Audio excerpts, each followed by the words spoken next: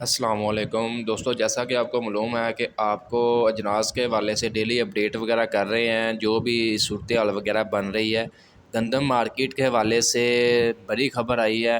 جس طرح ملک بھر میں گندم کی قیمتوں میں اضافہ ہو رہا تھا، گندم کی قیمتوں میں قابو پانے کے لیے قابو پانے کے لیے حکومت پاکستان نے نیا اقدام اٹھانے کا فیصلہ کیا ہے۔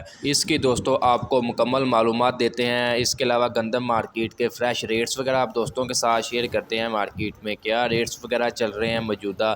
دوستوں ویڈیو میں مزید آگے بڑھنے سے پہلے آپ دوستوں سے گزارش ہے کہ جو بھائی چینل پر نیو ہیں چینل کو سبسکرائب کر لیں تاکہ آپ تک ہماری ویڈیوز کے تمام نوٹیفیکیشن آسانی سے پہنچتے رہیں۔ وفاقی حکومت نے گندم کو امپورٹ کرنے کا فیصلہ کر لیا ہے۔ مکمل طور پر جو ہے ٹیم کو بھی تشکیل دے دیا گیا ہے کہ کون کون سے افراد ٹیم میں شامل ہے، نوٹیفیکیشن جاری کر دیا گیا ہے، آپ دوستوں کے ساتھ شیئر کرتے ہیں۔ یہ نوٹیفیکیشن آیا ہے 10 جولائی 2023 کو government of the Punjab food department کی طرف سے۔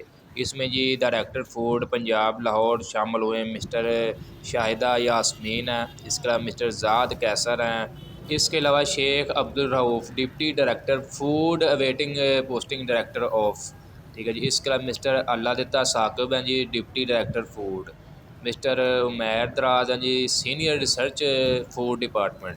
انہوں نے یہ ٹیم تشکیل دی ہے باقاعدہ طور پر meeting recording impact of wheat and other matters, یعنی کہ گندم کو امپورٹ کرنے کے لیے یہ میٹنگ رکھی گئی ہے۔ مکمل طور پر اس کا فیصلہ کیا گیا ہے۔